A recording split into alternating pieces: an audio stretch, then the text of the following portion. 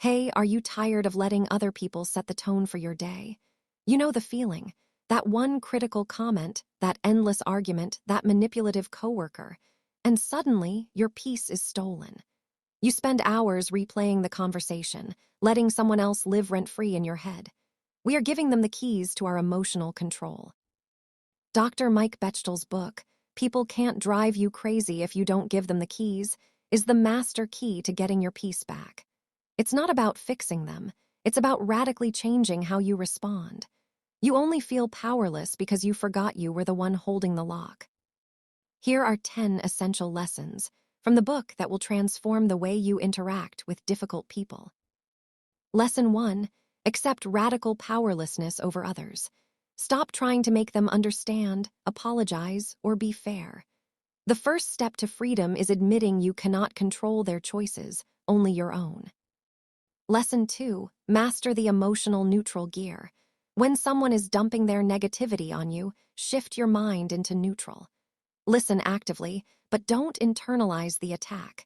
You are hearing the words, but you are not absorbing the poison. Lesson 3. Detach without disconnecting. You don't have to cut people off, but you must create internal distance. You can be present in the room without letting their mood control your emotional temperature. Remember, calm is power. Lesson 4. Learn to identify and ignore the bait. Difficult people throw out triggers, the bait, to drag you into conflict.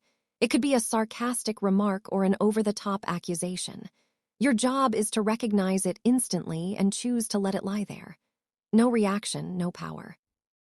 Lesson 5. Institute the power of the pause. When you feel that hot reflex, that urge to argue back immediately, institute a physical or mental pause. Take 3 full seconds.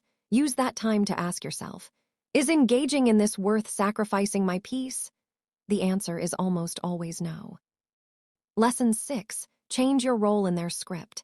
If a toxic person expects you to be their victim, refuse the role. If they need an argument, refuse to be their opponent. By changing your response, you fundamentally change the dynamic of the relationship, rendering their old tactics useless. Lesson 7. Practice the low-information diet. Stop giving difficult people access to your inner world, your feelings, or your vulnerabilities. The less information they have, the less they have to use as a weapon.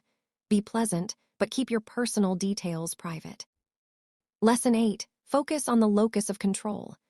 Draw a clear mental circle around what you can control, your attitude, your schedule, your boundaries, and what you cannot, their opinion, their past actions, their decisions. Devote zero energy outside that circle. Lesson 9. Use I statements to define your space. Instead of saying, "You make me feel angry," which gives them power, say, "I am choosing to walk away from this conversation," or "I cannot continue this discussion if the tone remains aggressive." This defines your boundary without trying to control their behavior. Lesson 10.